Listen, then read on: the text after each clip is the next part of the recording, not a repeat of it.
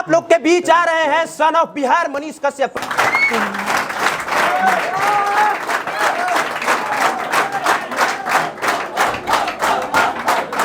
ये public platform का कुमार अभिनव का ये पहला शो है और इस शो में जो भी हमारा गेस्ट होगा उससे टू दी पॉइंट सीधा सवाल होगा और वो ज्यादातर सवाल आप लोग करेंगे, बस शुरू का 3-4 सवाल हम करेंगे।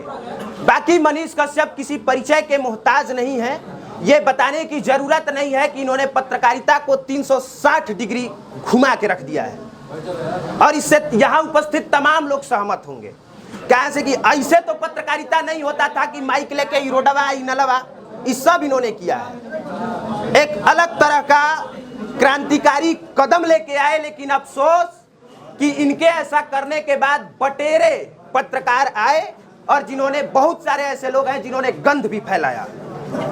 अब सीधे आते हैं मनीष कश्यप जी सवाल पे, ठीक है? तैयार हूँ। पहला सवाल कि आप जो भी न्यूज कवर करते हैं, हर न्यूज कवरेज पे कोई ना कोई कंट्रोवर्सी हो जाता है।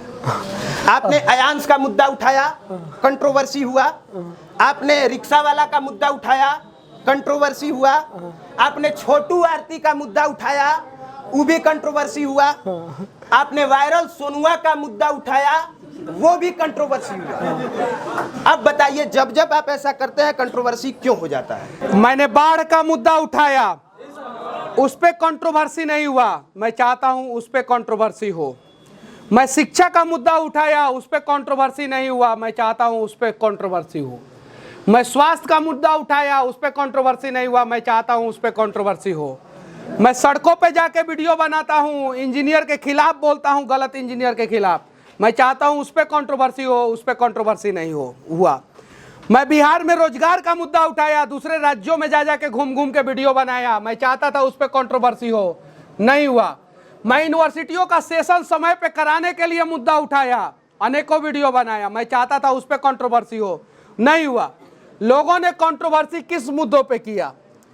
जिस पे उन लोगों को कोई जानकारी ना हो, नॉलेज ना हो, लॉजिकली बात ना हो, उस पे जाके जो है उलझुलुर बोल देना, उस पे कंट्रोवर्सी हुआ। यूनिवर्सिटी में जाके वीसी से बात करने के लिए पहले अपने अंदर वीसी जगाना पड़ेगा। इंजीनियर से बात करने के लिए पहले अपने खुद के अंदर इंजीनियर बनना पड़ेगा। ब्लॉक में घुस के बीडीओ और सीओ से बात करने के लिए पहले वो नॉलेज इकट्ठा करना पड़ेगा। थाना में घुस के पुलिस से बात करने के लिए पहले जो है आपको जो है नॉलेज होना चाहिए। उन सब चीजों पे कंट्रोवर्सी नहीं हुआ, 4-5 मुद्दा पे कंट्रोवर्सी हुआ। यानी कि लोगों ने अपने व्यूज के लिए जानबूझ के उसको विवादित बनाया। एकदम बिल्कुल अपने व्यूज के लिए। मैंने आरती छोटू का मुद्दा उठाया, 2 वीडियो किया, उसके बाद से मैं निकल गया, बिहार से बाहर चला गया। मैंने सोनू का मुद्दा उठाया, मेरे से पहले भी नेशनल न्यूज वाले दिखाए थे सोनू वाला, मेरे से पहले भी अयांश वाला खबर जो है दैनिक भास्कर में और न्यूज 18 में चल चुका था। मैंने उठाया, कंट्रोवर्सी हुआ, उसके बाद से मैं आगे बढ़ा। मैं मुद्दा उठाता हूं, मेरे पीछे पीछे टांग खींचने के लिए लोग कंट्रोवर्सी करते हैं और मैं और मजबूती के साथ आगे बढ़ जाता हूं। दूसरा सवाल सोचने का मौका नहीं मिलेगा।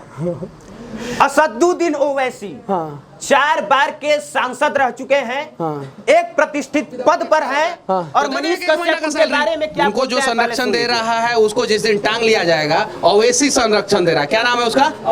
ओवैसी। जिस दिन ओवैसिया को टांग लिया जाएगा ना, उस दिन इस प्रकार का घटना नहीं घटेगा। तो है हिम्मत मोदी जी क्या करते हैं हम बता रहे हैं। कुछ लोगों को बुरा लग जाएगा, एक साथ बीजेपी के प्रवक्ता को भेजते हैं, उधर से ओवैसी आता है, टीवी चैनल पे बैठ जाता है, दोनों मुर्गा की तरह लड़ता है और लड़ने के बाद भूख लगता है तो जाके बिरयानी एक ही साथ खाता है, एक ही रेस्टोरेंट में खाता है। ठीक है, 1 मिनट पहले सवाल कंप्लीट हो जाने दीजिए। इस सवाल जो मैंने बात बोला है, एनआईए के रिपोर्ट के मुताबिक जो है बहुत सारे लोगों का बांग्लादेशी संगठन का संबंध जो है हैदराबाद में था। ये ना ओवैसी भाई बोला था कि 15 मिनट में हम साफ कर देंगे। किसको साफ कर देंगे? किसको साफ कर देंगे बोला था ना 15 मिनट में। तो हम उसको, अरे ओवैसी बोला था, मैं असदुद्दीन या अकरबुद्दीन नहीं बोला था, मैं ओवैसी बोला था और वह ओवैसिया ना बोला था। तो वैसे ओवैसिया को रेल दिया तो कौन सा गुनाह कर दिया जो बोलता है कि जो, बताइए पूरा स्टेटमेंट सुनिए, मैं ओवैसी बोला था। जो मनीष कश्यप भाई बात कह रहे हैं वो बोला था असदुद्दीन ओवैसी के भाई ने कि 15 मिनट के लिए हटा दीजिए, पुलिस हटा दीजिए तो यहाँ पे शायद हिंदू नहीं बचेंगे। हाँ। ऐसा उसने, वो ओवैसी का भाई था। हाँ। लेकिन आपने जिसको टारगेट किया है वो ओवैसी है जो 4 बार सांसद रह चुके हैं। मैंने ओवैसी को बोला था, नाम नहीं रखा था किसका, और 4 बार के सांसद है तो वो अपने भाई को जेल में डलवा दे अगर इतना ईमानदार सांसद है तो। भाई का संरक्षण क्यों करते हैं? जो भाई जो है एक कम्युनिटी को गर्दन काटने की बात कर रहा है, दूसरा भाई उसका संरक्षण कर रहा है, तो दोनों भाई गलत है। बोले वो मंच पे आके कि नहीं मेरा भाई ने गलत स्टेटमेंट दिया था, मैं ओवैसी को फूल माला के साथ स्वागत करूंगा। चांदी का मुकुट मुझे आज पहनाया गया है ना, मैं सोना का मुकुट पहनाऊंगा उनको। आके बोले कि मेरा भाई गलत बोला था। पहला बात। दूसरा बात, कांग्रेस के हजारों मुस्लिम नेता बोलते हैं कि ओवैसी जो है बीजेपी का बी टीम है, तब मुसलमानों को बुरा नहीं लगता है? तब नहीं लगता है। कांग्रेस का नेता बोलता है सब कि ओवैसी जो है बीजेपी का बी टीम है। आरजेडी के नेता बिहार में बोले ओवैसी ने हरवा दिया गोपालगंज आरजेडी को, ओवैसी ने हरवा दिया ये क्या बोलते हैं सीमांचल क्षेत्र। हाँ, तो आरजेडी के नेता बोले तो दिक्कत नहीं है, कांग्रेस के नेता बोले तो दिक्कत नहीं है, और सेम बात मनीष कश्यप बोल दे तो दिक्कत हो जाता है। यार इन सब चीजों से ऊपर उठना पड़ेगा। और ये जब तक ओवैसी जैसे नेता रहेंगे, जब तक सिर्फ और सिर्फ उल जुल बयान देने वाले नेता रहेंगे, तब तक विकास पे बात नहीं होगा। जैसे पेट्रोल डीजल महंगाई होता है ना, महंगा होता है ना, जैसे महंगाई बढ़ता है वैसे ही सरकार के लोग बोलते हैं ओवैसी को कि जाओ ना कुछ ऐसा स्टेटमेंट दे दो कि हिंदू मुस्लिम हो जाए। ओवैसी स्टेटमेंट दे देता है महंगाई गया भाड़ में। कभी न्यूज चैनल पे आके महंगाई पे चर्चा करते हैं? नहीं करते। आके चर्चा करें, हम साथ देंगे, इनका इंटरव्यू करेंगे। हम चाहते हैं कि भारत के विकास की बात करें, हम साथ देंगे, हम इनका इंटरव्यू करेंगे ओवैसी साहब का, हम रिस्पेक्ट देंगे, हम सोना का मुकुट उनके ऊपर पहनाएंगे। आइए ना मिलके जो है हम लोग भारत के विकास की बात किए जाए। लेकिन इसी इंटरव्यू का छोटा सा क्लिप काट काट के देखिएगा लोग वायरल करेंगे, छोटा छोटा, लेकिन पूरा नहीं सुनेंगे। ओवैसी, मैं तो भगवान से प्रार्थना करूंगा कि सारे मुसलमान के पास जो है ओवैसी इतनी संपत्ति हो जाए। मैं अपना संपत्ति पूरा देश के नाम पे लिखने के लिए तैयार हूं। आए ओवैसी इसी मंच पे और बोल दे कि मैं अपना पूरा संपत्ति जो है मुसलमानों के नाम पे लिख दूंगा, सिर्फ लिख दे मुसलमानों का रहनुमा बनते हैं तो मैं अपने पूरा संपत्ति देश के नाम पे लिख दूंगा, पूरा का पूरा। हिम्मत है तो लिख दे।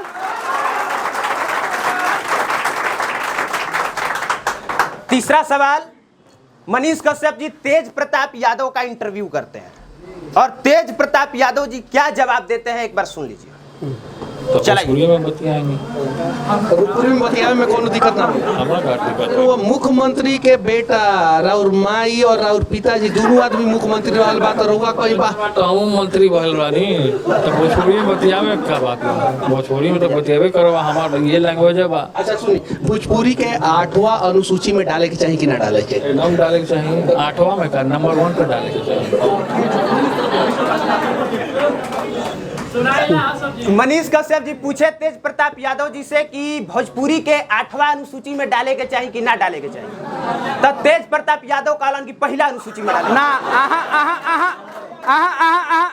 आप फिर से इंटरव्यू सुनिए। मैंने बोला कि 8वां अनुसूची में डालना चाहिए कि नहीं डालना चाहिए, तो उनका जवाब आया कि पहले नंबर पे डालना चाहिए। सुनिए फिर से, रिपीट कीजिए। सुनिए सुनिए 1 मिनट। पहले नंबर पे डालना चाहिए, पहला अनुसूची नहीं बोले वो, पहले नंबर पे डालना चाहिए। यानी 8वां अनुसूची का भी पहला नंबर हो सकता है या पहला अनुसूची का भी पहला नंबर हो सकता है। डिपेंड करता है कि आपको क्या सुनना है, आपको क्या समझना है। सुनिए, और एक और चीज, मैं उनके पार्टी का प्रवक्ता नहीं हूं, उनका पक्ष नहीं ले रहा हूं। अरे एगो मंत्री तो बोला ना साला कि भोजपुरी को डालना चाहिए पहले नंबर पे। क्यों नहीं बोलता है कोई? क्यों नहीं बोलता है? उसके बातों को मजाक बनाया गया, उसके बातों को मजाक बनाया गया, लेकिन भोजपुरी भाषी कोई आदमी नहीं आवाज उठाया कि भोजपुरी को जो है पहला अनुसूची में डाला जाए, दूसरा में डाला जाए, तीसरा में डाला जाए, चौथा में डाला जाए, 8वां में डाला जाए या 808वां में डाला जाए। किसी ने आवाज उठाया?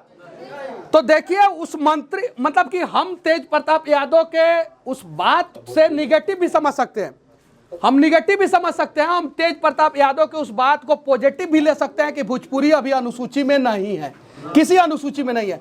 तो भोजपुरी किसी अनुसूची में होना चाहिए कि नहीं होना चाहिए? लेकिन हम भोजपुरिया भाषी जो है हाथ के जगह पे टांग खींचते हैं। तेज प्रताप ने पहले नंबर पे काहे बोल दिया, काहे बोल दिया भाई पहले नंबर पे? उन्होंने तो कम से कम स्टेटमेंट इस प्रकार से दिया कि कम से कम कंट्रोवर्सी हुआ, लोगों को पता भी चला कि भोजपुरी अनुसूची में नहीं है। तो प्रयास किया जाए ना, भोजपुरी भाषी है ना, ये भोजपुर एरिया है ना पूरा, बक्सर, आरा सब एक ही एरिया है ना, भोजपुरी का उत्पत्ति हुआ है ना, तो चर्चा किया जाए कि भोजपुरी को 8वां अनुसूची में डाला जाए। और इसमें से किसको पता है कि संविधान में कितना अनुसूची है? किसको पता है कि अनुसूची में अनुसूची क्यों बनाया गया है, और पहले नंबर अनुसूची जो है उसमें क्या क्या चीज पे जिक्र है, 8वें नंबर अनुसूची में क्या क्या जिक्र है? किसी को नहीं पता है। एक अरे आके बता ना दो, नहीं पता है, नहीं पता है, स्टेटमेंट रिकॉर्ड होगा तुम्हारा, आओ बताओ, नहीं पता है। पहले पढ़ो, पहले पढ़ो और तब कंट्रोवर्सी करो, पहले उन चीज को समझो। 8वां अनुसूची में भाषा का जिक्र हुआ है, ठीक है, और इसलिए अनुसूची का जब भी मांग होता है, भाषा का जब भी मांग होता है, 8वां अनुसूची मांग होता है। इन चीज को समझिए पहले, और 8वां अनुसूची के पहले नंबर पे भी वो चीज हो सकता है। फिर से प्ले करके सुन लीजिए आप लोग, फिर से सुन लीजिए। तब भोजपुरी में बतियाएंगे। हाँ, पहले नंबर पे डालिए। पूरी में बतियावे में कोनो दिक्कत ना होला। हमरा का दिक्कत वो मुख्यमंत्री के बेटा राउर माई और राउर पिताजी दोनों आदमी मुख्यमंत्री रहल बा, तो रहुआ कहीं बा तो हम मंत्री भइल रानी, तब भोजपुरी में बतियावे का बात बा? भोजपुरी में तो बतियावे करो, हमार ये लैंग्वेज है बा। अच्छा सुनी, भोजपुरी के 8वां अनुसूची में डाले के चाहिए कि ना डाले के? एकदम डाले के चाहिए। 8वां में का नंबर 1 पे डाले के चाहिए। नंबर 1 पे, कौन सी पे, कौन सी पे? नंबर 1 पे। और एक व्यक्ति जो मेरे बगल में बैठा है, उसकी माँ मुख्यमंत्री, उसके पिता मुख्यमंत्री, और भोजपुरी में बात करने से शर्मा नहीं रहा है। यहाँ तो विधायक जी के लड़का लोग भोजपुरी में ना बतियाला लोग, बक्सर के विधायक जी लोग आओ लोग कहो लो कि हमारे लड़का भोजपुरी में बतियाला सा, अंग्रेजी एकदम फराटेदार बोले ला लोग, तो गर्व के बात हो गई कि चाहिए ना। तेज प्रताप में अगर कमियां हैं तो निकाला जाए, अच्छाइयाँ है तो उसको भी दिखाया जाए। तेजस्वी यादव में कमियां हैं तो निकाला जाए, अच्छाइयाँ है तो उसे भी दिखाया जाए। लालू जी में कमियां हैं तो निकाला जाए, रेल मंत्री के रूप में अच्छा काम किए थे उसे भी दिखाया जाए। नीतीश कुमार में कमियां हैं, निकाला जाए, लेकिन उनका जो 2005 से 2010 का कार्यकाल था वो कमाल का कार्यकाल था, उसे भी दिखाया जाए। और मेरे अंदर अगर कमियां हैं तो उसे भी निकाला जाए, लेकिन मैं अगर अच्छा काम कर रहा हूं तो उसे भी दिखाया जाए। बाकी मनीष कश्यप की कमी हम नहीं निकाल रहे हैं। जितना कंट्रोवर्सी हुआ है, जो सोशल मीडिया पर लिखा गया है, जो कहा गया है, उसी पर बस इनका पक्ष जानना चाहते हैं कि उसको अपने तरीके से कैसे सही करके बताते हैं, या इस पर उनका क्या राय है। ठीक है, अब अगले सवाल पे आते हैं। सोनू सूद जी बिहार आए थे, और जब वो बिहार आए तो एक बड़का कंट्रोवर्सी हो गया। कंट्रोवर्सी हो गया कि कोई एगो कलाकार है जो रोने लगा कि हमको मौके नहीं दिए। ठीक है, भागलपुर की जिया है कोई, आदर्शा नाम, तो उन्होंने ऐसा कहा कि हमको मौका नहीं दिया गया। तो सोनू सूद वाला मामला क्या हुआ था, ये बताइए लोगों। मैंने कुछ अपने करीबियों को बुलाया था जिनको मौका नहीं मिला स्टेज पे परफॉर्म करने का। कार्यक्रम जो है, कोई भी कार्यक्रम हम लोग करने का प्रयास करते हैं, थोड़ा सा गड़बड़ हो ही जाता है। जैसे इसी कार्यक्रम में थोड़ा सा ज़्यादा भीड़ हो गया है कि नहीं हो गया है, तो वैसे ही हो गया था। और मैं उस कार्यक्रम के लिए मैं उन तमाम लोगों से माफ़ी मांगा था। आज भी मैं माफ़ी मांग रहा हूं कि मेरे वजह से अगर किसी को भी कहीं भी तकलीफ़ हुआ है तो मैं माफ़ी चाहता हूं। लेकिन साथ ही साथ सबसे विनती करना चाहता हूं कि गलतियां सबसे होती है, माफ़ करके आप लोग आगे बढ़िए और बिहार के लिए लगातार प्रयास करते रहिए और बिहार का नाम रोशन करते रहिए। अभी हाल ही में सुना गया कि नवादा में आप रिपोर्टिंग करने गए थे, और वहां पर ये खबर फैलाया गया कि आपको पीटा गया है। अब आप बताइए कि उसकी सच्चाई क्या है। आपको सिर्फ गाली दिया गया था, पीटा गया था, और अगर गाली ही दिया गया था या सिर्फ पीटा ही गया था तो ऐसा क्यों हुआ था आपके साथ? गाली गलौज मेरे साथ हुआ था। 6 लोगों की मौत हुई थी एक परिवार में जहर खाने के बाद। पहले ये क्लियर कर दीजिए कि पीटा गया था कि गाली दिया गया? गाली गलौज हुआ था मेरे साथ, लेकिन अगर जिस दिन मेरे साथ अगर ऐसा घटना ना हो, लेकिन अगर मारपीट होगा तो उसमें भी लोग मजे लेंगे।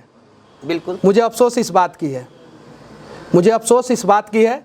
और मैं मतलब कि इससे मैं डरने वाला नहीं हूँ, पहला चीज़। दूसरा चीज़ कि हमारे देश के जवान जब शहीद होते हैं तो लोग उस पर भी मज़े लेते हैं। आप लोग फेसबुक पे जाके देखिएगा, जब शहीदों का हम लोग फेसबुक पे पोस्ट करते हैं तो लोग स्माइली वाला इमोजी डालते हैं कि नहीं डालते हैं? तो जब हमारे देश के जवानों को लोग बकसते ही नहीं है तो मैं कौन से खेत का मूली हूँ?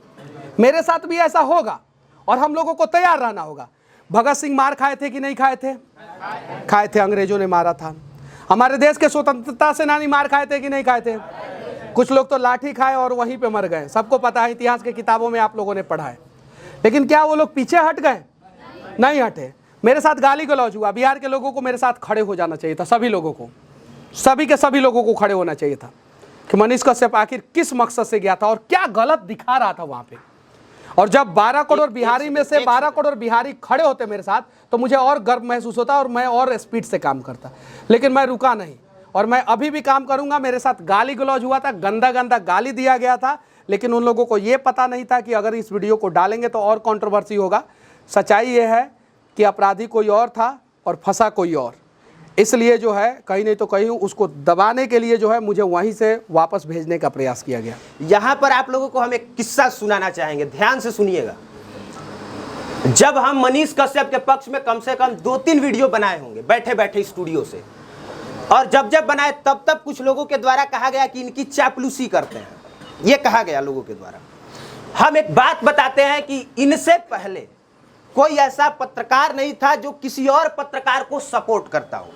सबकी अपनी एक दूसरे के खिलाफ जो है वो जलन होता है, एक टीचर दूसरे टीचर से, एक दुकानदार दूसरे दुकानदार से, एक बिजनेसमैन दूसरे बिजनेसमैन से और एक पत्रकार दूसरे पत्रकार से। लेकिन ये पहली बार हो रहा है कि एक पत्रकार सवाल पूछ रहा है, दूसरा पत्रकार अपना सारा काम छोड़ के उस सवाल का जवाब दे रहा है, पहली बात। और दूसरी बात कि जब हम पब्लिक प्लेटफॉर्म की शुरुआत किए थे तब लगातार 1 साल फ्री में काम किए। ऐसे तो 4-5 साल फ्री में काम किए हैं, लेकिन 1 साल तक फ्री में काम किए तब जब हमारे चैनल से पैसा आ रहा था। तब भी लोगों को लगता था कि पैसा कमा रहा है, लेकिन हम एक पैसा नहीं कमाते थे, ईमानदारी से बता रहे हैं। लेकिन लोगों को लगता है कि 40 मिलियन व्यूज गया, 50 मिलियन गया, 20 मिलियन गया तो पैसा ही छाप रहा है। तब हम हुआ क्या था कि कोई टेक्निकल इशू था जिस वजह से पैसा मेरे पास नहीं आ पा रहा था। सबके पास ट्राई किए, दिल्ली का वेब कंपनी है उसके पास गए, वो कहा कि आपका 15 लाख रुपया बना है, हमको 50% दे दीजिए, हम आपका पैसा निकलवा देंगे। 7 लाख हमको दे दीजिए, 7 लाख हम आपका पैसा निकलवा देंगे। लास्ट में हम मनीष कश्यप जी के पास गए और लास्ट में इनसे कहा कि ऐसा ऐसा बात है, अगर आपके पास पैसा नहीं रहेगा तो संभव नहीं है कि आप रिपोर्टिंग कर पाइए। कहें से कि कहीं पहुंचने में तेल लगता है, कहीं पहुंचने में आपका वक्त लगता है और पैसों की जरूरत सबको है, पता है। बिना कुछ कहे मात्र 2 दिन में 15 लाख रुपया इन्होंने मेरा निकलवाया और 1 पैसा उसमें से नहीं लिया।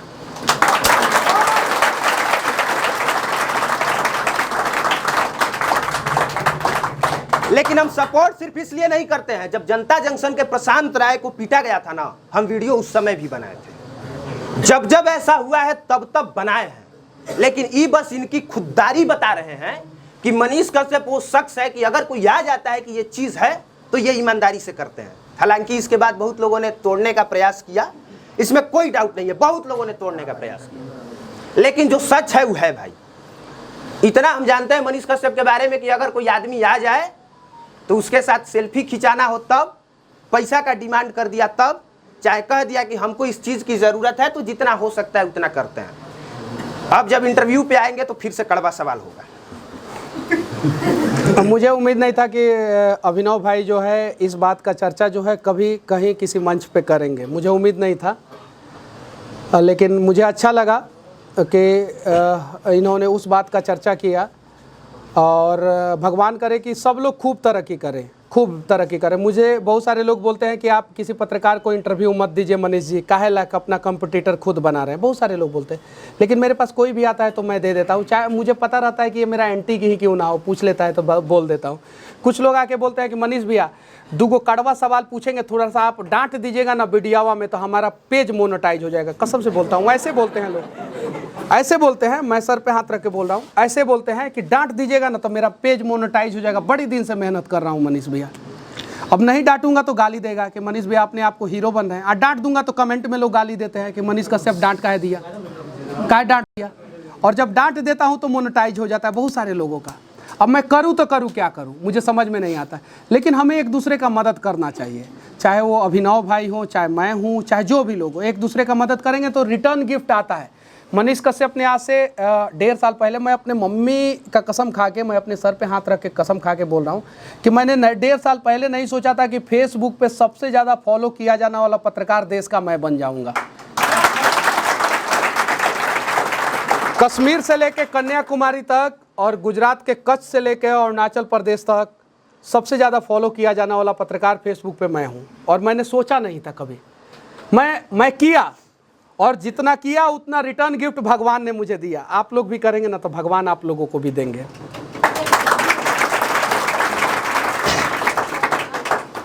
अब आप एक वो घटना बताइए जिसमें रिपोर्टिंग करने के दौरान आपको सबसे ज्यादा मुश्किल हुई, मतलब पैसा आपको ऑफर किया गया हो कि ये खबर मत दिखाइए, धमकी मिला हो कि जान से मार देंगे अगर ये कीजिएगा तो, या जाने में मुश्किल हुआ हो, या कुछ भी एक ऐसा बताइए जो आपके कैरियर का सबसे मुश्किल रिपोर्टिंग रहा हो। मैं वो जगह नहीं बताऊंगा, लेकिन मैं वो घटना बता रहा हूँ।